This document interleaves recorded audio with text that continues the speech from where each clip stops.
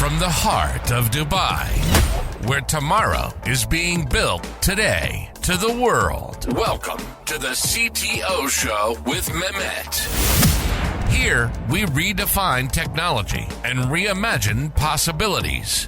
With Mehmet, delve into the riveting realms of AI, cybersecurity, and digital technology. Experience the thrilling highs and lows of startups. Immerse yourself in the spirit of entrepreneurship and witness the future of business innovation being written in real time. Now, without further ado, let's tune in and explore the future. Hello and welcome back to a new episode of the CTO Show with Mehmet. Today I'm very pleased joining me, Stefan. Stefan, thank you very much for joining me here today. The way I love to do it is I keep it to my guests to introduce themselves. So tell us a little bit more about you, your journey, and what you are currently up to. So the floor is yours. Yeah. Hey guys. Thanks for having me. I started in 2019, started using AI to create text for my website, and by the day I put a lot of text on it. Almost at that day, I can see from the Google Search Console that traffic really went up. So back in the day, I had a software as a service platform for, affiliate platform for software as a service apps to promote. And I had 4 hours to create a blog article. And these blog articles got a lot of traffic. And this is where I decided I want to build an app which gets the time down to 10 seconds or 2 minutes. That was the idea. So that's what we're having now. We built an app where you only enter your headline of the article, and you can give it more information and so on, and you can set up your WordPress to have it automatically upload. You can just put a check mark, and then it does plagiarism checks automatically and everything. So we're building an app. The goal is to build an app where you have maybe a couple of seconds to a minute to enter something around a blog article you want to produce.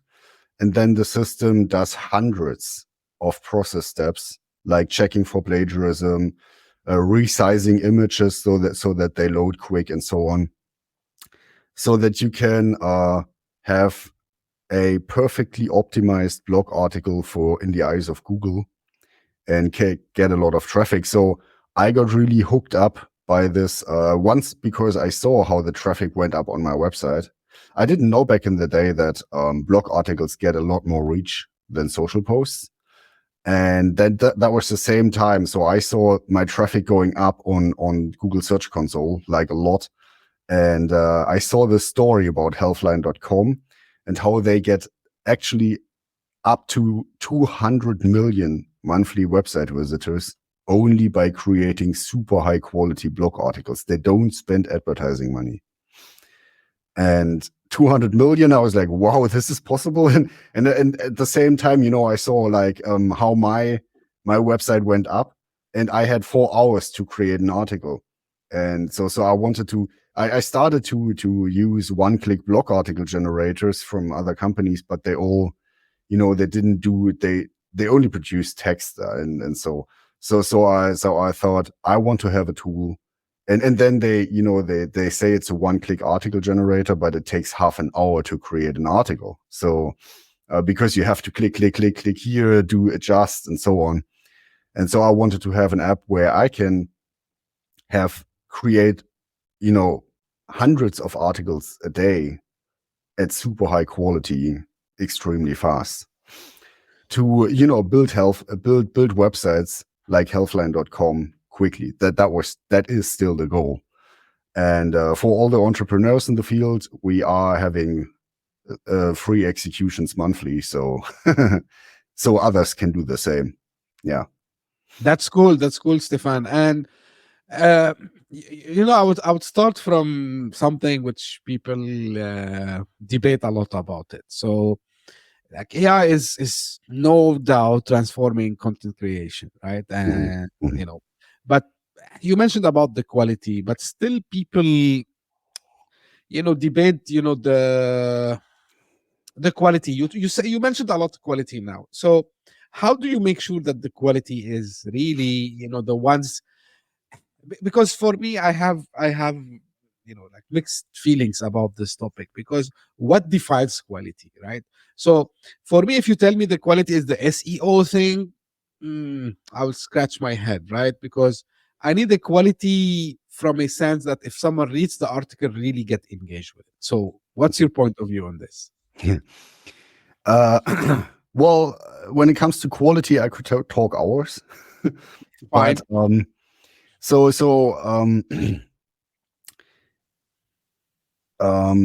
you have so one thing, when I talk about quality today or in the past, we've been focusing on automating things like having small image sizes, that the images have correct good names. So that was a lot depending on SEO, and a lot automating manual work, which you don't do. So for example, if you create a blog article that is very informative, very engaging, and so on, but you don't have good image names, you don't have small image sizes, you don't have alternative image texts. I mean, even the images is like so much work, and if you don't invest the work, you have an article that is engaging and everything, but it'll still be very hard for it to rank. If you only have an article that is SEO optimized, but it doesn't have an interesting information inside, it's not going to be easy for it to rank as well. So quality has a lot of different aspects. We are going to launch, we're like in the finishing phase of launching a system where you can enter probably thousands of pages of information about yourself, and even audio and everything, and the system will put context in what content you write to everything it knows about you. So when we're talking about quality, this is something a human can never do. If a human writer can simply not for every word they write have the context of 10,000 pages considered, right? It would take months, if not years, for them to create one article. So quality has a lot of different aspects. The next quality updates we're integrating are going to be nuts. It's absolutely impossible that a human can ever have the same quality. Yeah, That's interesting. Now, what I've seen, Stefan, you're talking about is with the AI and the use of the AI, and everyone talks about the AGI, and you have and I've seen, like, you've shared this on social media, where you mentioned that we are halfway to AGI since the launch of ChatGPT. Like, is this something just theoretically you think about it, or have you seen like proofs that we are halfway? And why we are halfway? Like, why not 10%? Why we are not like 80%? So why we are halfway, in your opinion? So for anybody in the audience who's not clear about the fact about the how do you say the word AGI? AGI does not mean digital super intelligence. AGI is a human capable AI. So an AI that is able to do everything human intelligence a human can do at kind of an equal level, right? Digital super intelligence is like I don't know, super AGI. So this field is developing extremely quickly, and it's taking, in my opinion, I'm getting asked a lot, where are we? What's the current stand? I'm running a company. It's for me absolutely impossible to tell people what is the current development, because if you want to keep up with AI today, this is a full-time job. using the highest possible leverage tools to keep up, right? Like Perplexity Pro and something like, and then just gathering information, because we're now probably on a triple or even higher exponential growth curve. So why are we not at 10%? Well, the experts in the field say, and I've heard this half a year ago, that AGI is coming by 2026. And unlike many other fields, in this field, I actually trust the experts because, well, their knowledge can only come from news source, right from the internet, because this is like developing right now. You cannot be an expert in AI because you've done it for 20 years, because 99.9% of the development happened in the last 2 or 3 years. So I guess the experts in the AI field can be trusted, or at least some. And those say 2026. You have to understand that we're not living in this part of development. We're not living in a linear. We just simply cannot think about development like this. We're talking about, so double exponential means something like this, right? So it's extremely hard to predict when the development goes straight up and no time is progressing anymore. So then everything happens like an explosion kind of thing. And this is probably coming very soon. So let me ask you, it's not like, people, they think when I ask, it's not like reading in a crystal ball, as they say, but when this moment you talked about, this double exponential thing happens. So what are the major changes we're going to see, in the workplace, in society in general? At least maybe even we're going to see, I believe we're going to see some signs even before that actual thing happens, actual AGI, in the definition that you just mentioned, which I agree with you on. So, but what will be the impacts? Because, like yesterday I was talking to someone, and still I see people divided in the opinions, right? So some people, they are very optimistic, extremely optimistic, and you see the extremely pessimistic people. From someone who's building, on top of AI, and we were talking about the quality a few moments ago. Tell me, what's the biggest impact that would happen once the AGI is here? Well, I just quickly want to say the really big impacts we cannot foresee, I believe. And AGI is probably not the real big impact, but AGI is already going to be. So what I see, well, so I did study the company Tesla a lot because of personal interest and, investment and so on. And I understand out of my couple of thousands of hours that, I'm studying this topic, I understand that they are the world leader in manufacturing right now. And because of all their company structures, I could talk hours and, weeks on that. But that means that they will be able to produce robots fast. They're humanoid robots. And these humanoid robots are already almost capable of doing, or already capable of doing, factory labor jobs. And I recently did a post where I took the video from Tesla where everybody said the bot is so slow. And then I did some calculation on, it's working 24 hours a day. It's working 7 days a week, 200. It's not working 220 days a year. It's working every day. And so I sped up the video to show what the actual speed of the robot is. It's like extremely fast already compared to a human. And Tesla will be able to produce those in millions by somewhere in between 26 and 28, maybe 29. But for sure we will have millions in when 2030 hits, and we will have billions 35, 40.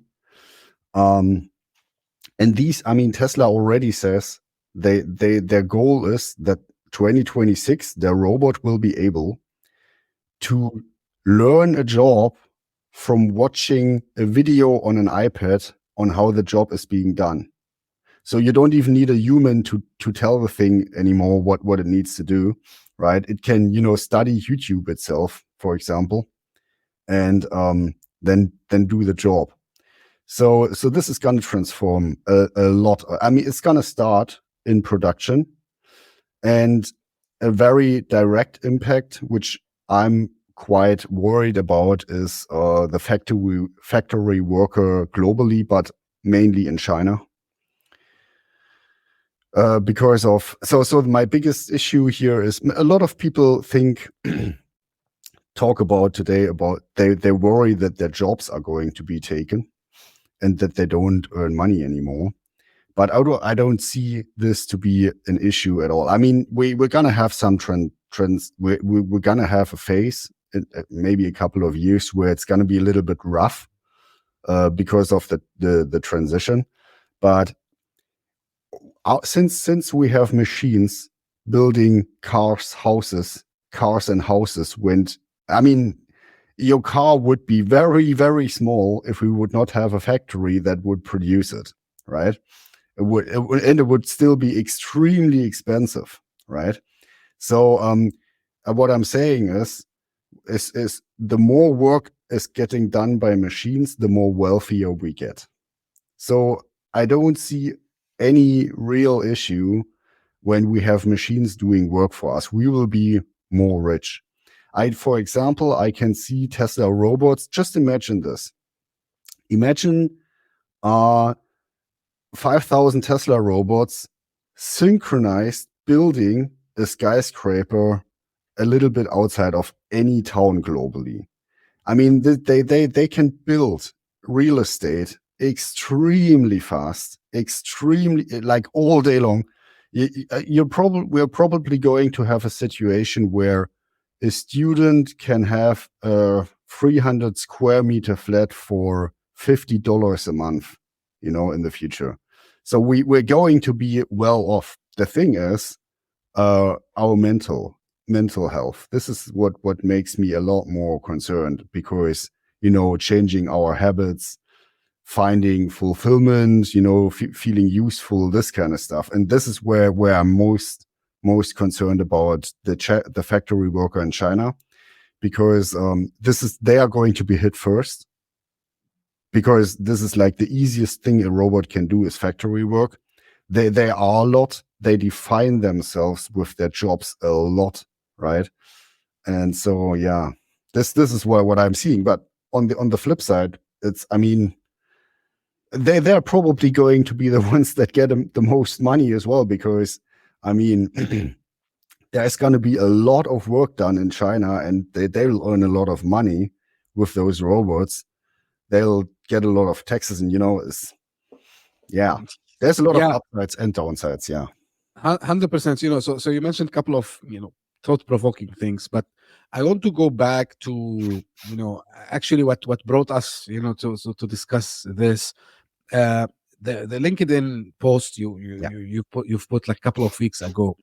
So one phrase there attracted my attention. The first thing, actually multiple phrases. Mm-hmm. So first you said that we are not ready, right? So for all the things that you just mentioned. And the other thing, in your prediction, you said it's gonna feel like a human 20,000 years ago placed in the modern world and handed a smartphone. Now, is this, when you mentioned just now the mental health thing, is this like us, not being able to absorb this fast change, so we get lost, we lose? I'm asking this question a lot, and it's a very philosophical, and this is how I'm relating things together, Stefan. True. You mentioned like they will be rich. So I ask this question to many people on the show who, Mhm. work, either they are like founders who are using AI, or maybe they are the experts that you just mentioned also. And I'm saying, guys, if the AI and I mean the robot, they're gonna do majority of the tasks we do. So what we do as a humans, right? So here I want you to relate all this together. So should we be worried too much? Should we be staying optimistic? How we can avoid this mental health issue that you just also mentioned?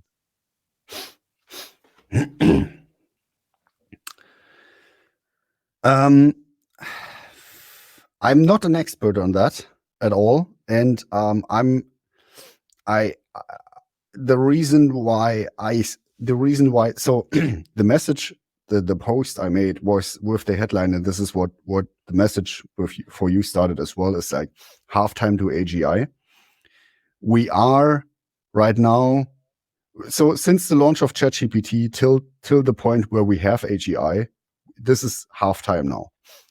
I am not seeing that television globally tells, well, we have, we've finished the 10th phase of testing universal basic income once AGI comes, and it's working now. We know what we do. So nobody needs to be worried about, getting paid. Once AGI comes, we can transition. This is what we should hear in TV right now, is we've tested it. It's working. We are ready.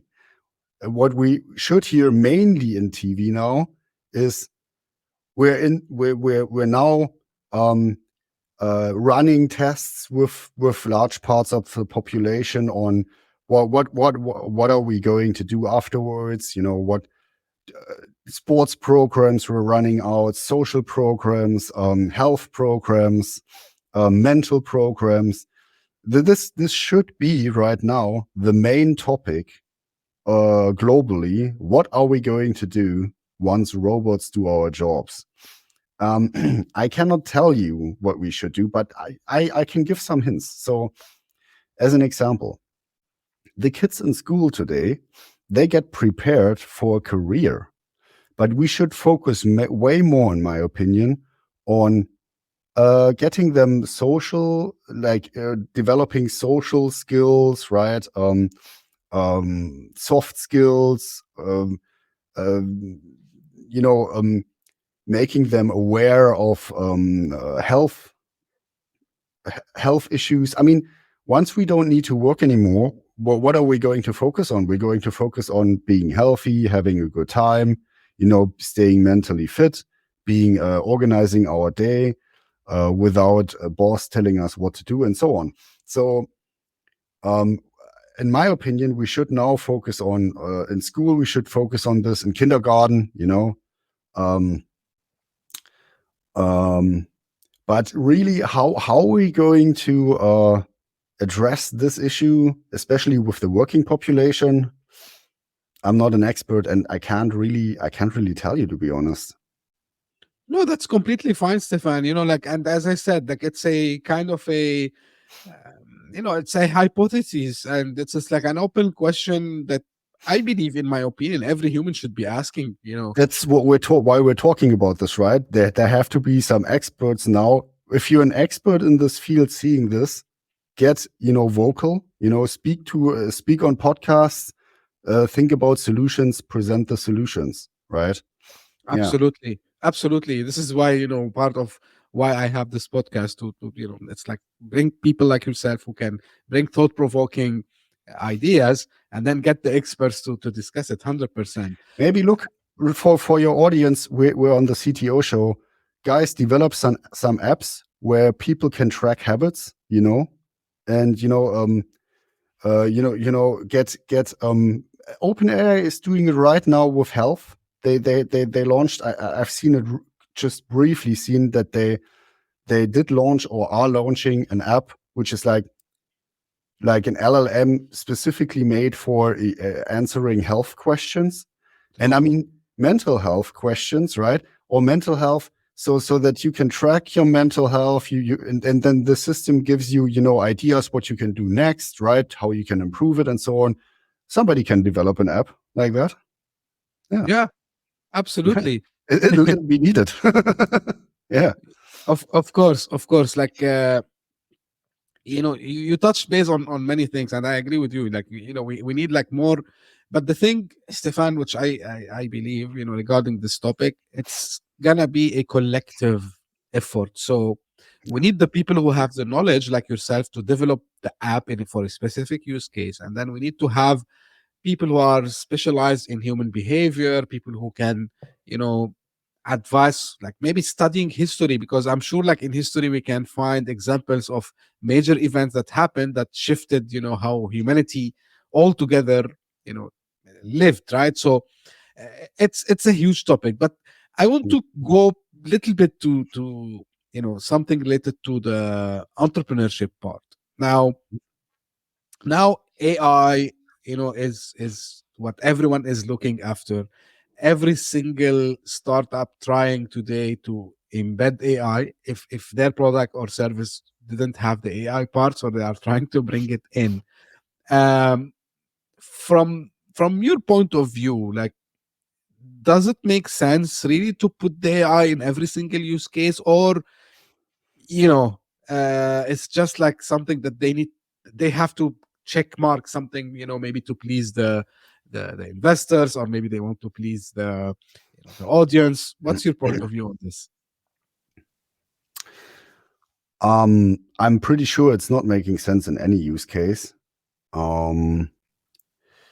But I also have to say, and this is one of the reasons why we don't, why I think we should stop development in AI and develop our systems to the current level of what's possible.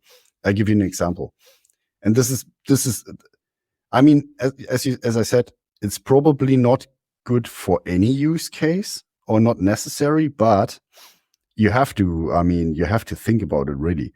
What we're doing at Modern IQs is, with some of our tasks, we run at the current maximum of what AI can do. And that is, you have to think about, if you want to create a blog article with our system, and with the quality I explained before, it takes you something between a minute and 10 seconds, right?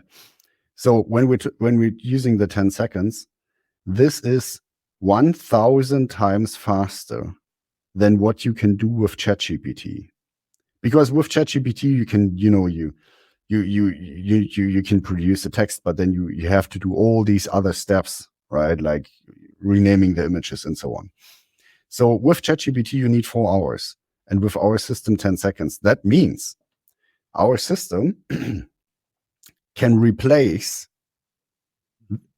1,000 people that would do the same task. 1,000 employees today using ChatGPT. Our system is as potent on that task as 1,000 employees fully trained on ChatGPT would be. So if you ask me, is it necessary for any application? I would say no, but consider that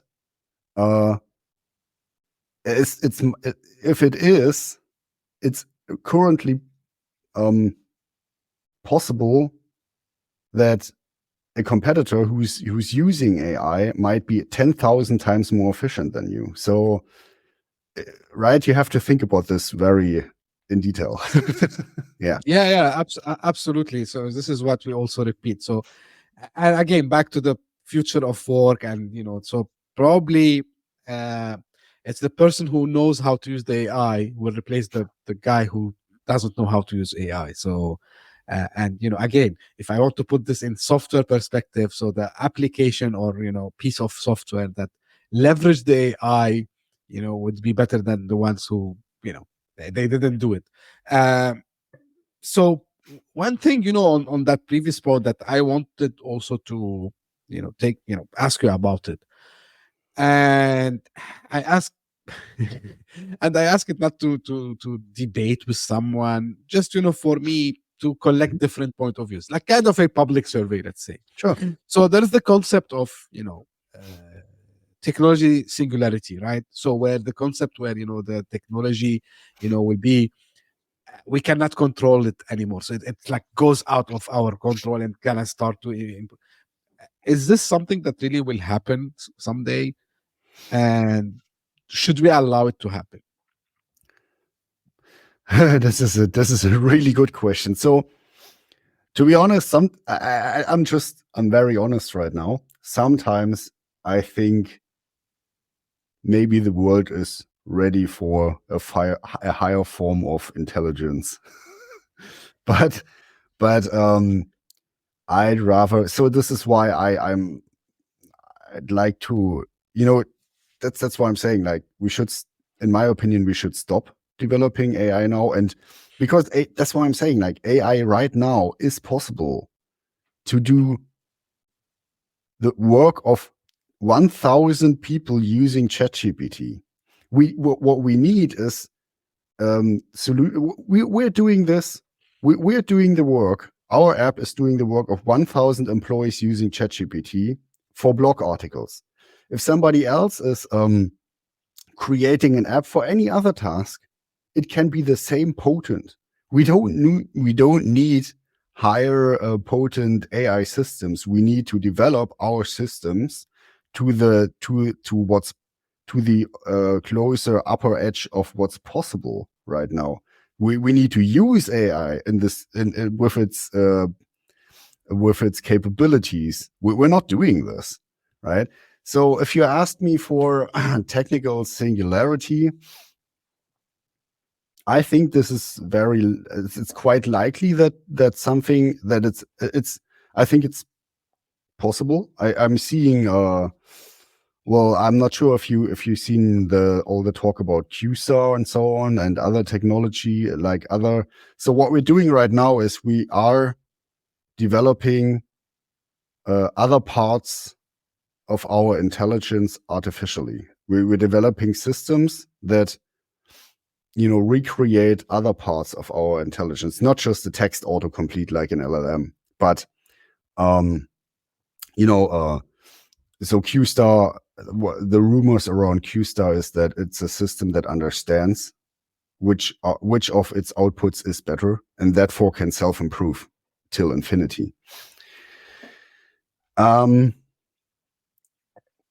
see this quite well. I don't see the necessity for something like that, and I think, yeah, I think this is quite possible what I see the most likely outcome of this is that we will have a system that is so powerful and so hard to switch off or something, and that it'll destroy some larger part of our society or our planet or something, which is so large that everybody wakes up and understands we instantly have to stop. And like, it needs to be that the catastrophe needs to be so big that every person on the planet needs to instantly understand this is where we need to stop.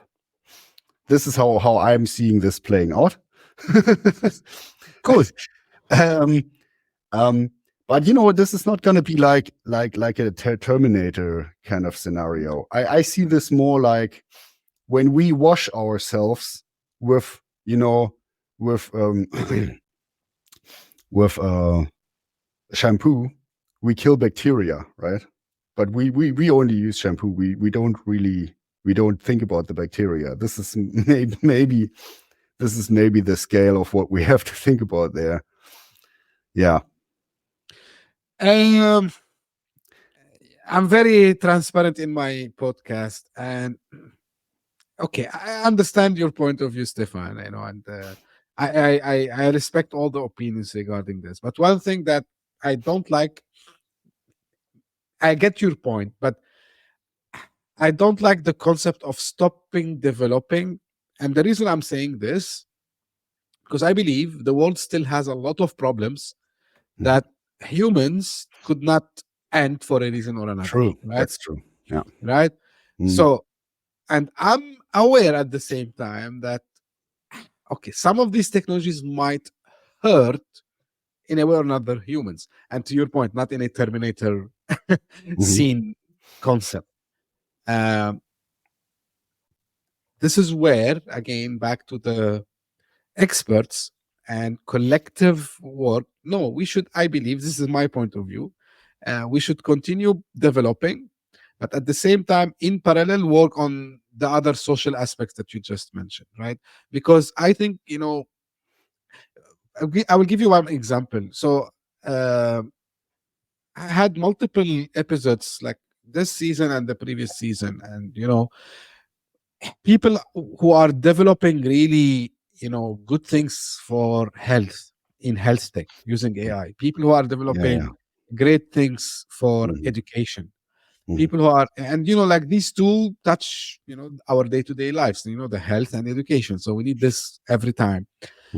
And like, other than multiple other use cases that I don't want to go into, but the point that I want to make, like, and this I think will not change, because people will be, we have been always curious. We always want to know, okay, what's next? And actually, this is how some of the social apps, they get us hooked, because we are like curious by design. We need to scroll up, and keep getting.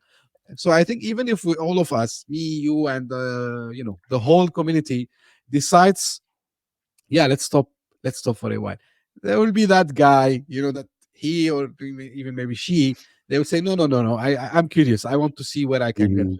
Yeah. So it's unstoppable. So like, as they say, it's like out of the bullet is already out. It cannot be stopped. This is just my 2 cents, and I think we should not try to control, or of course, in a sense, like control as a stopping. We should, yes, we should bring boundaries. We should work with experts. So this is my point of view on this topic, Stefan.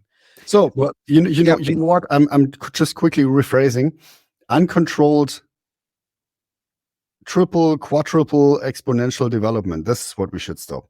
What I'm thinking is, to build out what is already possible takes so much more time, and especially our very slow systems like democracy or education system or retirement system, they take decades to come up to what they could do right now. So what I'm thinking more is like, right now it goes like, let me do this. It goes like this. Okay. Yeah.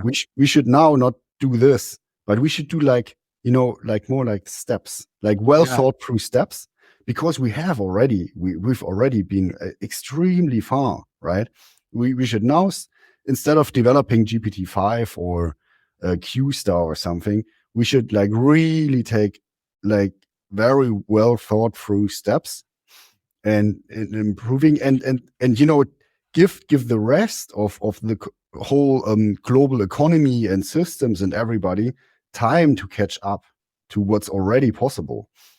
I get your point. I get your point. No, totally. I agree with you. I think, we are now on the same page, I would say. Stefan, like, the time passed really fast. So, final thing, where people can get in touch, and where do you direct them to go to know more about you and your startup?